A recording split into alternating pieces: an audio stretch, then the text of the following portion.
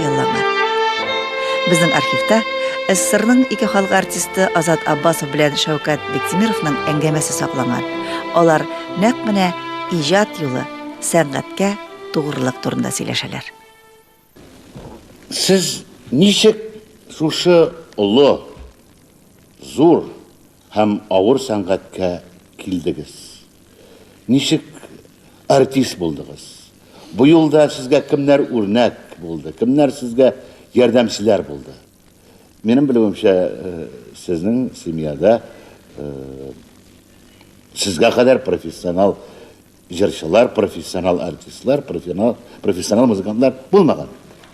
Булмады. Бу сорауың Шәүкәт Хасанович бик катлаулы. Алайда инде хәзер искә төшерергә кирәк.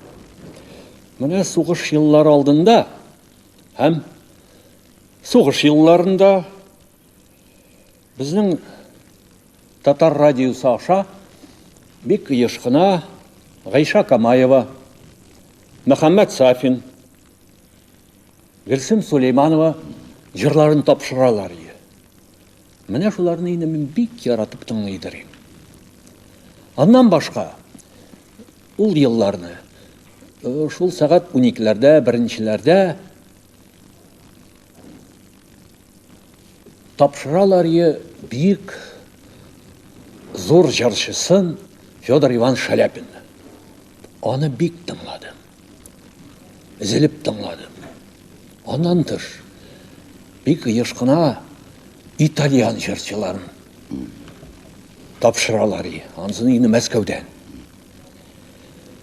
Менә шуларны тыңлаганнан соң инде мин үземдә җырлаштырып алый башладым, әкренләп кенә идә кеше булмаганда. Ишетмәгәндә генә. Ишетмәгәндә. Менә ул елларны, сугыш елларны минем әти Салих абый Сәйдәш белән бик таныш иде. Ул безнең идә булгалый, Салих абый. Аннан соң Салих абый үзенең өенә чакыра мине.